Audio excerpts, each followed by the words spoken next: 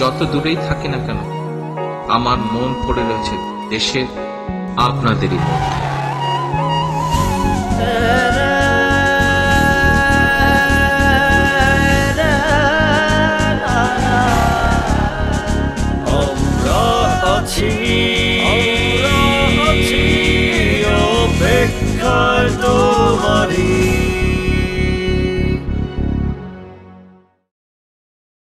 বিএনপির ভারপ্রাপ্ত মহাসচিব মির্জা ফখরুল ইসলাম আলমগীর বলেছেন, বাংলাদেশের উন্নয়নকে থামিয়ে দিতে, গণতন্ত্রকে হত্যা এবং দেশকে অন্যের পদানত করতে আধিপত্যবাদী শক্তির ষড়যন্ত্র অব্যাহত রয়েছে।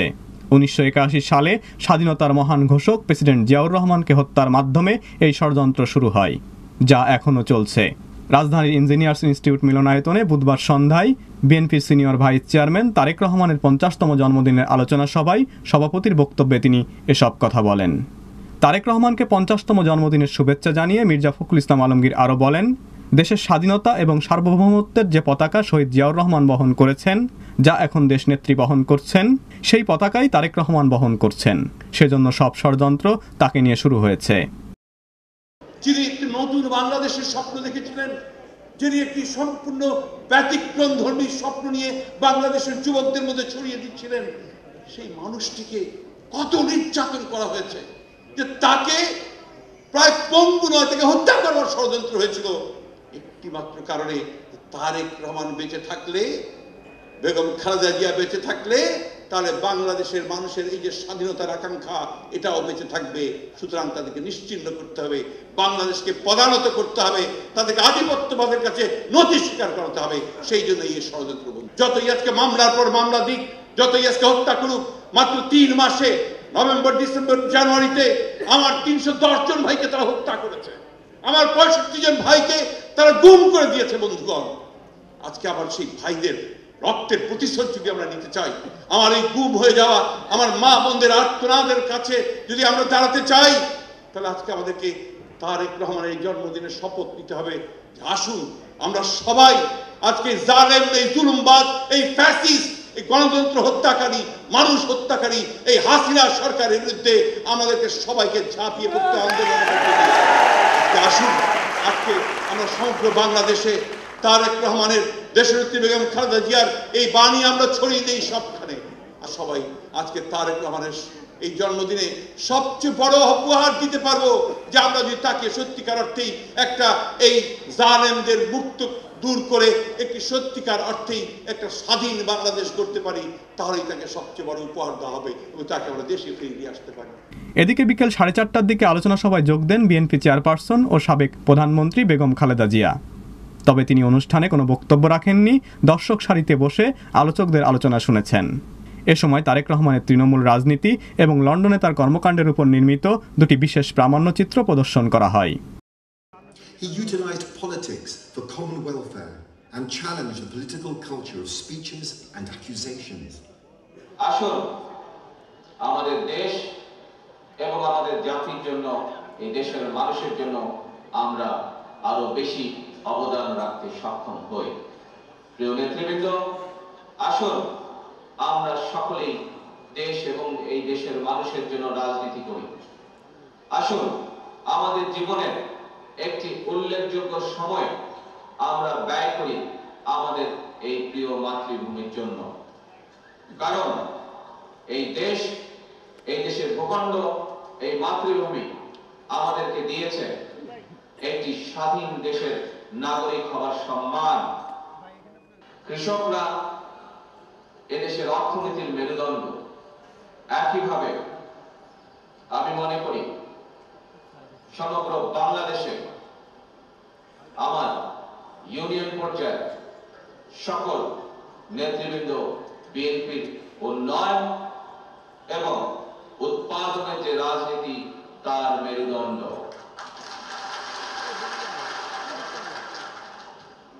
আসুন আজকে আমরা চেষ্টা করি আপনাদের পরামর্শ, আমাদের সকলে মিলিত আলোচনার মাধ্যমে কিভাবে আমাদের দেশ এবং আমাদের জাতির জন্য, এই দেশের মানুষের জন্য আমরা আরো বেশি অবদান রাখতে সক্ষম হই। তারেক রহমান কেবল রাজনৈতিক নেতা নন, তিনি নতুন বাংলাদেশের স্বপ্নদ্রষ্টা। তারেক রহমানকে আর আমরা দূরে দেখতে চাই না, আমাদের দেশনেত্রী বিএনপি চেয়ারপারসন বেগম খালেদা জিয়ার পাশে তাকে দেখতে চাই উল্লেখ করে আলোচনা সভায় অন্যান্য বক্তারা বলেন, জনগণের উপর চলছে নিষ্ঠুরতা আর শোষণের ছোবল। মানুষের ঘর বাড়ি, জোট জমি, ব্যবসা বাণিজ্য এই অবৈধ ক্ষমতাসীনদের সাঙ্গপাঙ্গরা সব দখল করে নিচ্ছে। এদেশে এখন শুধু জীবিতদের নয়, মৃতদের প্রতিও করা হচ্ছে অবজ্ঞা ও অসদাচরণ। সম্প্রতি এর প্রকৃষ্ট উদাহরণ ভাষা সৈনিক আব্দুল মতিন ও বিশিষ্ট বিদগ্ধ বুদ্ধিজীবী ডক্টর পিয়াস করিম। এই ধরনের দুঃসময়ে জনাব তারেক রহমান অদৃশ্য থাকতে কিংবা নীরব থাকতে শিখেননি, তাই তার উপর একের পর এক কুৎসা আর কুরুচিপূর্ণ হাইপার প্রোপাগান্ডা চলছে, মামলা আর সমন জারির ধারাবর্ষণ চলছে। একটি মামলাতেও তারেক রহমানের বিরুদ্ধে দুর্নীতি প্রমাণ করতে পারে নাই। আজকে দুর্নীতি দমন কমিশনের উচিত তারেক রহমানকে সেই সার্টিফিকেট দেওয়া যিনি দুর্নীতিমুক্ত রাজনীতিবিদ। আজকে জাতীয় মানবাধিকার কমিশনের এই সার্টিফিকেট দেওয়া উচিত যে তারেক রহমানের মানবাধিকারের যেভাবে লঙ্ঘন করা হয়েছে তার জন্য রাষ্ট্রের ক্ষমা চাওয়া উচিত তারেক রহমানের কাছে। তারেক রহমানের মতো গণমাধ্যম বান্ধব রাজনীতিবিদ খুব কমই ছিলেন। তিনি কোনো সাংবাদিককে নির্যাতন করেন নাই।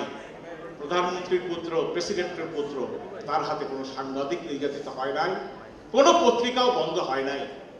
অথচ বর্তমান প্রধানমন্ত্রীর পুত্রের বিরুদ্ধে কি দুর্নীতির অভিযোগ ছাপানোর কারণে মাহমুদুর রহমানের মতো একজন সাহসী সম্পাদক, বলিষ্ঠ সম্পাদককে আজও জেল খাটতে হচ্ছে।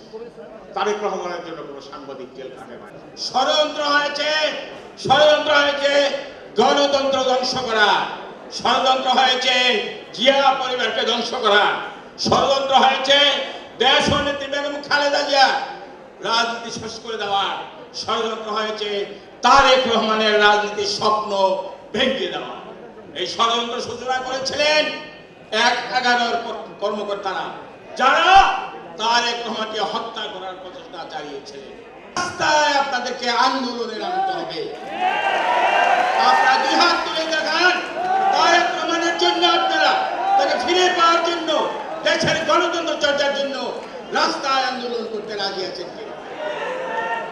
বাংলাদেশের লক্ষ লক্ষ বিএনপি নেতা কর্মী, তৃণমূল থেকে শুরু করে সর্বোচ্চ পর্যায়ের নেতা, আমাদের একটাই আশা, একটাই প্রার্থনা আল্লাহর কাছে, একটাই আমাদের কর্তব্য, সেটা হলো ইনশাল্লাহ এটা 50তম জন্মবার্ষিকী, 51তম জন্মবার্ষিকীতে ইনশাল্লাহ তারেক রহমান মুক্ত পরিবেশে বাংলাদেশে আসবে, সেটাই আমরা আহ্বান করবো, সেটা আমরা উদযাপন। আর তখন একজন বলেছেন কে নাকি পিঠ দেখিয়ে পালিয়ে যাবেন। হ্যাঁ, ওদের পালিয়ে যাওয়ার জায়গা আছে। জনগণের ভোট ডাকাতি করার জন্য আপনারা আগামী দিন অপেক্ষা করেন, জনগণই আপনাদের বিচার করবে। দেশনেত্রী বেগম খালেদা জিয়াকে সুষ্ঠু নির্বাচনের মাধ্যমে প্রধানমন্ত্রী করে জনগণ তাদের অধিকার ফিরে এনে তারেক রহমানকে সসম্মানে দেশে আনবে। এবং যেভাবে বলেছে, আল্লাহর কাছে দোয়া করছি আগামী জন্মদিন তারেক রহমানের আমরা সবাই তাকে নিয়ে পালন করব। যথাসময়ে তিনি দেশে আসবেন। আজকে তিনি সেইখান থেকে যে কাজ করছেন আমরা জানি, তার স্পর্শ আমরা সবাই সারা দেশ থেকে পাচ্ছি, এবং তার আদর্শ, তার যে কথা, সেগুলো আমরা অনুসরণ করে যদি আমাদের সংগ্রামকে এগিয়ে নিয়ে যাই, ইনশাআল্লাহ অদূর ভবিষ্যতে এই সরকার বিদায় নিতে বাধ্য হবে। যত দূরেই থাকি না কেন, আমার মন পড়ে রয়েছে দেশের আপনাদেরই মধ্যে।